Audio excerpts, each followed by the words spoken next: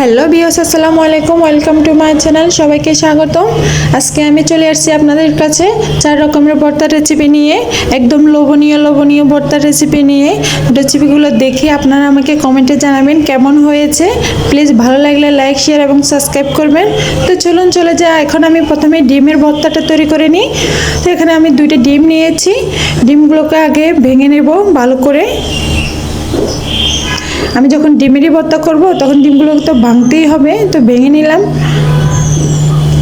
আপনারা বাসায় ট্রাই করে দেখবেন এরকম একটা ভর্তা, তাহলে বুঝতে পারবেন কেমন লোভনীয় হয়েছে খেতে। তো আমার ডিমগুলো ভাঙা হয়ে গেছে। এখানে দিয়ে দেব পেঁয়াজ কুচি। আমি এখানে 2টা পেঁয়াজ কুচি ব্যবহার করেছি। সাথে দিয়ে দেব কাঁচামরিচ কুচি, দিয়ে দিলাম 3টা, স্বাদ মতো লবণ দিয়ে দিলাম, দিয়ে দিলাম গোলমরিচ গুঁড়ো, দিয়ে দিলাম টেস্টি সল্ট, ম্যাজিক মশলা, দিয়ে দিলাম ধনিয়া পাতা। সবগুলো উপকরণ একসাথে মিক্স করে নেবেন। সাথে দিয়ে দেবেন সরিষার তেল। একদম ভালো করে মিক্স করে নিতে হবে যেন সবগুলো উপকরণ একসাথে মিক্সার হয়, সবগুলোর সাথে সবগুলো লেগে যায়, একদম পারফেক্ট দেখায়।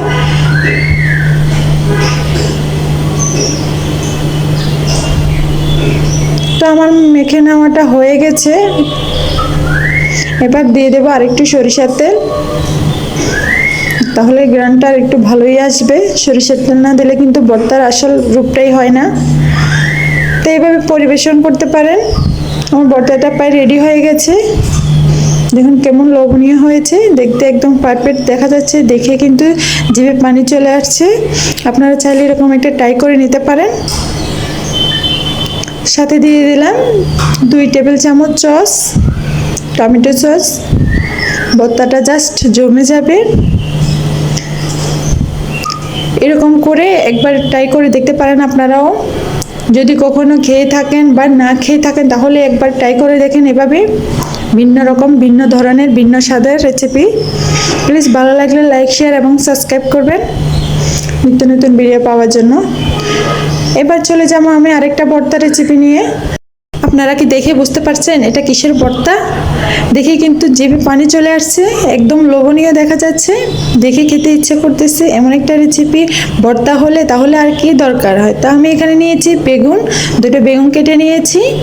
সাথে দিয়ে দেব 1/2 টেবিল চামচ লবণ, 1/2 টেবিল চামচ মরিচের গুঁড়ো, 1/2 টেবিল চামচ হলুদের গুঁড়ো,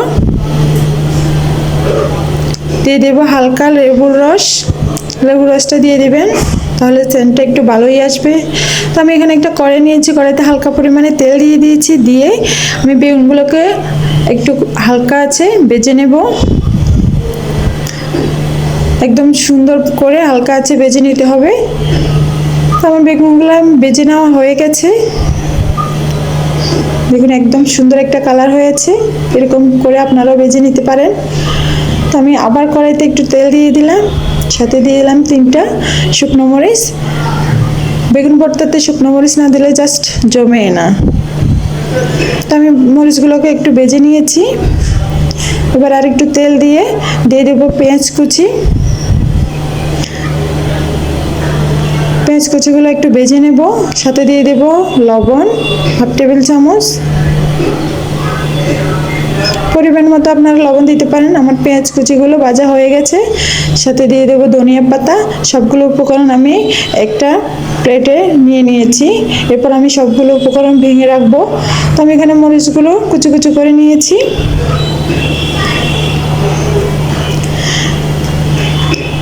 বেগুনগুলোকেও কুচি কুচি করে মেখে নিয়েছি।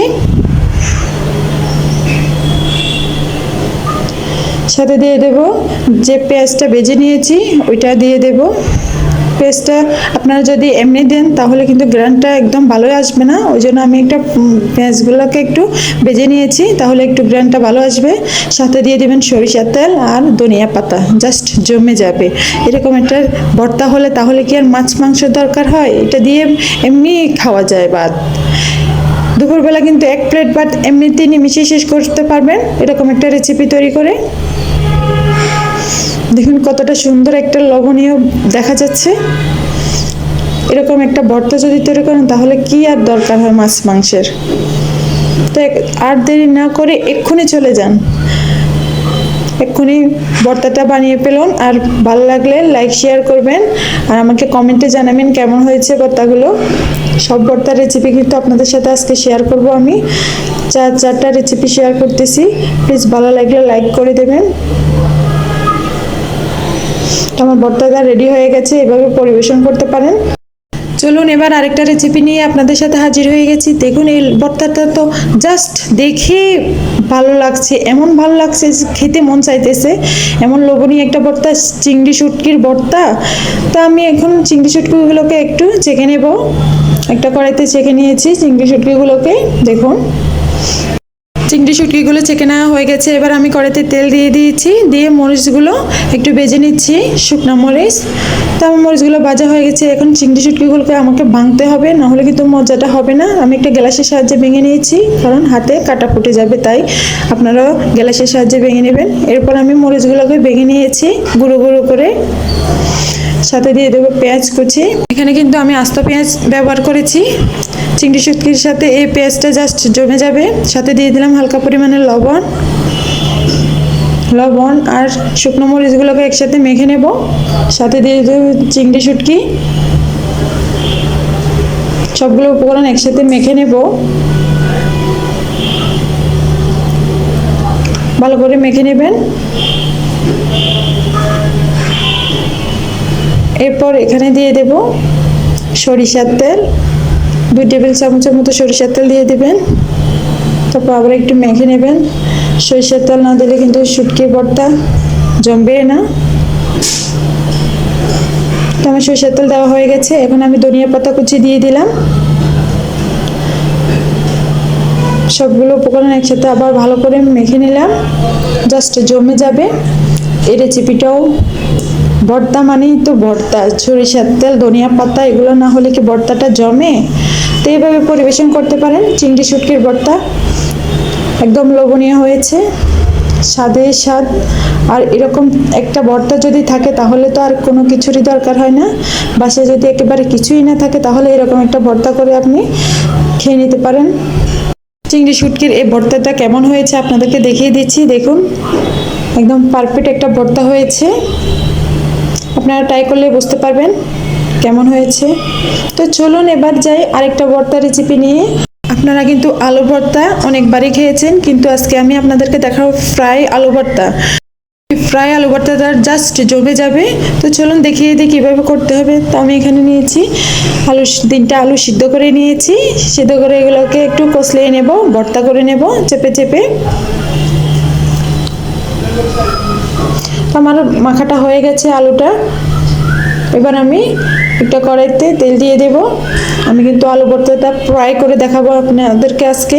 তো আমি এখানে দিয়েছি 3টা কাঁচামরিচ কুচি, সাথে দিয়ে দেব 2টা পেঁয়াজ কুচি,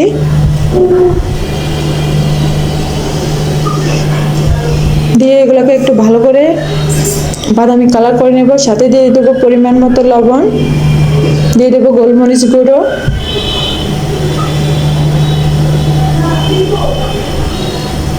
দিয়ে দেবো ম্যাজিক মশলা, টেস্টি মশলা যে নামে বলেন আপনারা।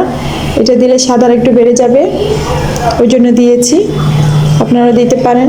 সাথে দিয়ে দেবো আমি যে আলুগুলো করে রেখেছি ওগুলো দিয়ে দিলাম।